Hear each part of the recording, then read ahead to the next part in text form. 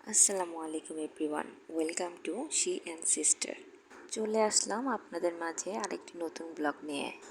যদিও দিনটি ছুটির দিন, তবে দিনটি হবে আমার জন্য খুবই ব্যস্ততম দিন।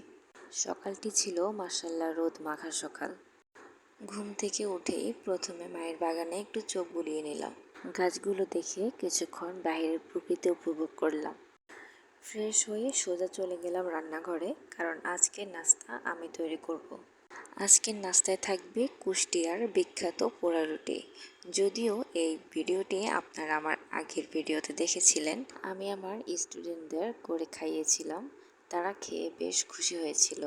দেখতে পোড়া হলেও এটি খেতে এত মজা, আপনারা তৈরি না করলে বুঝতে পারবেন না। প্রথমে বানগুলোর উপর ঘি দিয়ে, এর উপর চিনি ছড়িয়ে দিয়ে চারপাশে এবং উপরে নিচে বেশ ভালো করে প্রলেপ দিতে হবে। এক এক করে সবগুলোতে মাখা হয়ে গেলে চামচ বা ছুরির সাহায্যে ভেতরে ঢুকিয়ে আগুনে পুড়িয়ে নিতে হবে। সাবধানতার সাথে দুপাশ ভালোভাবে পুড়িয়ে নিতে হবে। এটি আমি বেশ কয়েকবার খেলেও মা আর আপুর জন্য এই প্রথম তৈরি করছিলাম। একটু নার্ভাস লাগছিল যে কেমন না কেমন হয়, কিন্তু পরে দেখলাম যে তারাও খেয়ে বেশ খুশি। অনেক মজা ছিল। আমাকে আপু বানগুলো পোড়াতে সাহায্য করছিল, কারণ ও দেখেছে যে আমি সত্যি নার্ভাস হয়ে যাচ্ছি। এক এক করে সবগুলো বান পোড়া হয়ে গেলে সবাই মিলে একসাথে নাস্তা খেয়ে নিলাম। চিনি আর ঘিয়ের প্রলেপের জন্য রুটিগুলোর উপরে বেশ ভালোই ক্রিস্পি থাকে। এই পোড়া রুটিগুলো চা দিয়ে খেতেই বেশ মজা লাগে।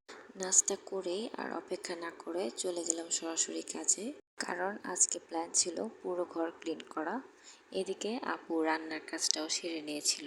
আজকে লাঞ্চে ছিল মুরগি দিয়ে আলু। তো আমরা সবাই লাঞ্চ করেছিলাম বিকাল 5টায়। এত ব্যস্ত ছিলাম যে লাঞ্চ করার সময় পাইনি। শাওয়ার করে এসে দেখি 5টা বাজে। এদিকে নিজের হাতে লাঞ্চ করার এনার্জিটুকুও ছিল না, এত টায়ার্ড ছিলাম। তাই মা নিজ হাতে খাইয়ে দিল। মায়েদের হাতে মনে হয় ম্যাজিক থাকে, অল্প খেলেই মনে হয় বেশ ভরপুর খেয়ে ফেলেছি। মায়ের হাতে তৃপ্তি করে খেয়ে নিলাম। এদিকে আপু আমার টায়ার্ডনেস দেখে চা বসিয়ে দিল। আপু আর মা এই দুজন মানুষ আমার এত কেয়ার করে, আল্লাহর কাছে শুকরিয়া আদায় করেও শেষ করতে পারবো না। সারাদিনের ক্লান্তি শেষে তিনজন একসাথে বসে একটু চা খেয়ে নিলাম। আপনাদের ছুটির দিনটি কেমন কাটলো কমেন্ট করে জানাতে ভুলবেন না।